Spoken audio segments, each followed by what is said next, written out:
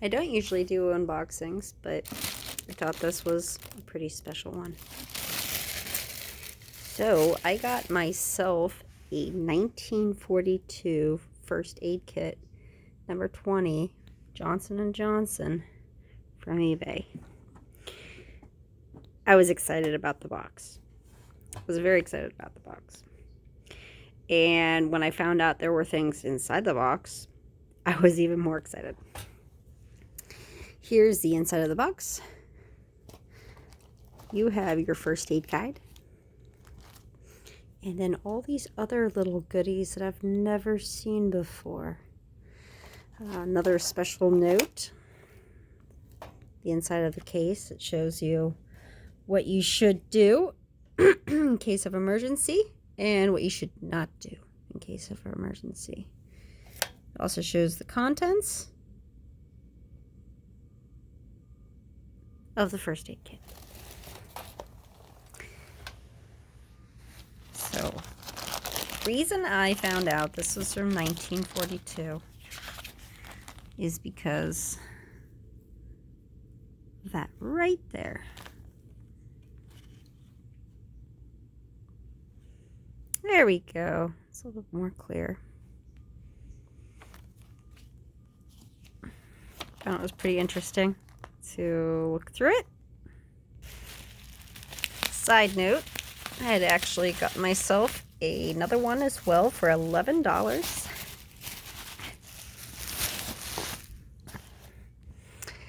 That is from, I do believe, 1911. Let's go in and look. Wow. Yeah. Yep. This is old. This is pretty old. You can smell from the contents, everything that's in here, you can smell 1942. My cat was just sniffing 1942. He was like, what is that smell? Anyways, this book will be later on video, perhaps. For now, I'm going to go back to this first aid kit. So, got some sterilizing gauze, 10-yard bandages. I haven't opened it up because I'm afraid it's just going to maybe fall apart in my hands. And you get 2 of those. Sterile bandages. Next, this is Tylenol and soap. I don't want to take it out of the bag because it's actually leaving some residue on the inside, so I feel like it's falling apart. But that's okay. You can hardly see the Johnson & Johnson at the bottom anymore. Okay. Next, burn cream. Yeah, everybody's got to have burn cream in their first aid kit.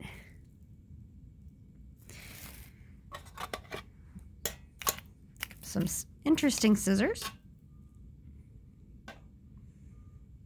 It's for the bandages, of course.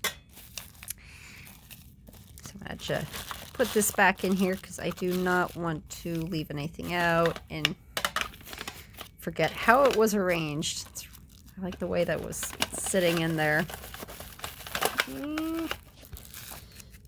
I'll have to refer to the beginning of the video. See if it was the right way. So then we got some sterile pads. A lot of these things are just regular things that you would have seen, like in the new ones, but you know, 25-cent, old tin. Nowadays it's plastic. This is metal. I don't even know if I can get it. Oh, got it out. That looks like some good quality tape.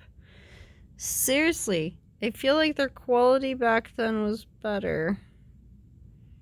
Looks a lot thicker. There we go.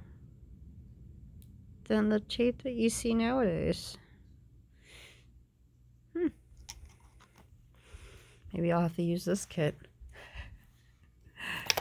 Next, got some Red Cross bandages. 1 inch, 10 yards. Some triangular bandages.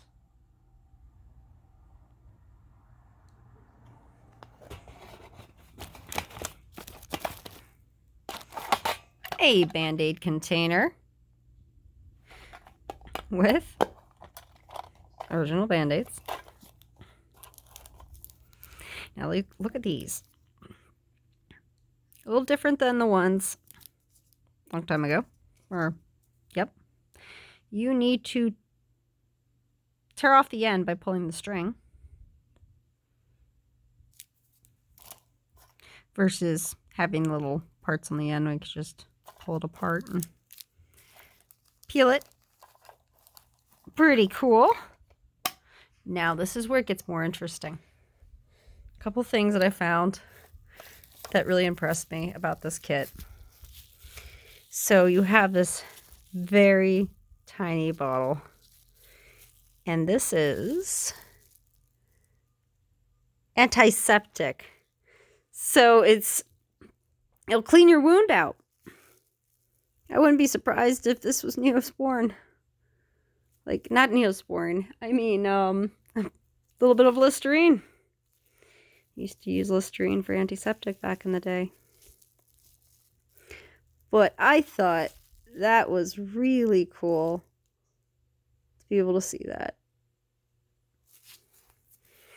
They don't make them in glass jars anymore, you know? They don't make these little pop-up caps. They do. So I really like that touch. And this part really confused me. Ammonia inhalants. So, it's like, okay, what is this? What is it for? For temporary relief of dizziness or fainting. I'm pretty sure if I tried this right now, I would probably get dizzy or faint. So the directions is you crush it, the inhalant with your fingers, breaking the tube inside, hold under your nose, 6 inches away at first, gradually bringing nearer.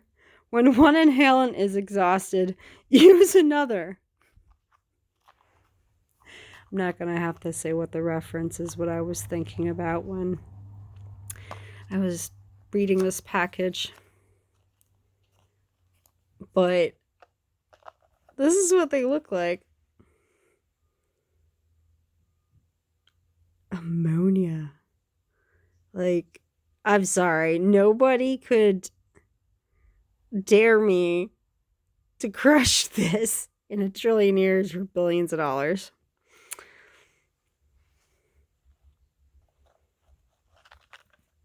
I mean, the worst that could happen?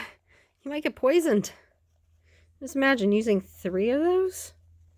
Jeez, when I feel dizzy or faint, I drink water. I don't know what people were snorting back in these days. 1942. I wonder if any of this stuff is what's causing the smell to this actual container. So there you have it. There is the unboxing of a very interesting first aid kit from Johnson & Johnson back in the day. A couple other little items that I got. 1986, my birth year. Baby powder can. Pretty cool. It's very clean too. You can store like pens and pencils in there at work. Another old-fashioned bottle as well. I'm waiting for my other Listerine bottles to come in the mail, but I'm not sure. I think this was baby oil, and that would explain the top. And then I bidded for this for $5, and I won the bid. I was excited about it. It's just like paper in the inside. No bandages in the inside, unfortunately. But I thought it was a really cool old-fashioned looking jar. I thought it would be great for my collection.